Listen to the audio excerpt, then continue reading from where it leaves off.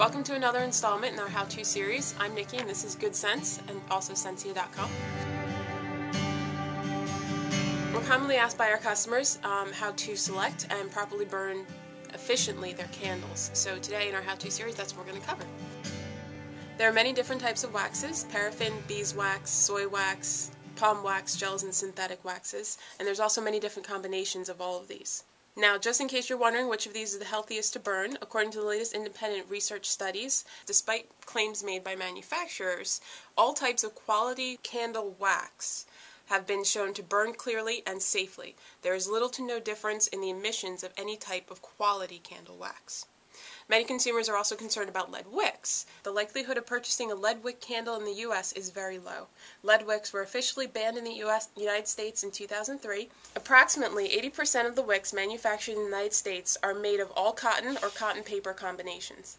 The remainder of these are primarily metal and paper core wicks. The metal core wicks sometimes found in candles are typically zinc or tin core wicks. They are most often used in container candles and votives to keep the wick upright when the surrounding wax liquefies. Scientific studies have repeatedly shown both the zinc and tin core wicks are safe. The style of candle you choose is primarily dependent on you and the type of atmosphere that you're looking to create. Whether it's a pillar, a jar candle, or a taper candle, it depends entirely on you and your atmosphere that you're looking for. Whatever type of candle you're burning, it is very important that you remember to always use the appropriate candle holder placed on a stable, heat-resistant surface. Please keep in mind when you're creating a candle centerpiece or a candle grouping, if candles are placed too closely together, they will melt each other.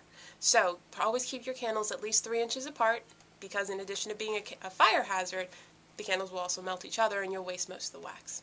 Before you light your selected candle, it is important to trim wicks to 1/4 of an inch prior to each use. Light the candle with a lighter. For the first burn of any new candle that is 1.5 inches or larger in diameter, make sure you have plenty of time, at least 2 hours, to set the wax. Don't extinguish it until the wax pool around the wick has nearly reached the outer edge of the candle. This will keep the wick burning in a slow and even path for the life of your candle. If you blow out your candle too soon on the initial burn, your candle will never burn properly. And after the wax pool has nearly reached the outer edge, extinguish your candle and let it harden. After the initial burn, you can relight your candle as often as you like and it won't pour down the middle and waste your wax. Once the candle is lit, you should keep your eye on the flame, not just because you should never leave a candle burning unattended, but also because you can generally tell if a candle is burning properly just by looking at it.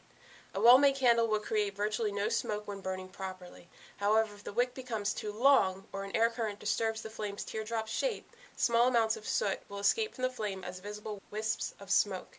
Any candle will soot if the flame is disturbed. To avoid this, keep the wick trimmed to 1/4 of an inch both before every use and during the life of your candle. Also, keep burning candles away from drafts, vents, and air currents. If a candle continually flickers or smokes, it is not burning properly and should be extinguished. Allow the candle to cool, trim the wick, and make sure the area is draft-free, and then relight your candle. Always store your candles in a cool, dark, and dry place. Tapers or dinner candles should be stored flat to prevent warping. You can remove dust and fingerprints from candles by gently rubbing the surface with a piece of nylon or a soft cloth. The cloth can be dry or slightly dampened with water. Never burn a candle on or near anything that can catch fire. Keep candles out of reach of children and pets. Keep candles away from drafts and vents. Read and follow all manufacturer's instructions carefully. Candles are safe when burned properly and responsibly. Nevertheless, it is an open flame, so please make sure that you keep in mind that it is a potential fire hazard.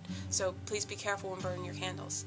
So from all of us here from Good Sense and Sensia.com, thank you for watching and happy candle burning.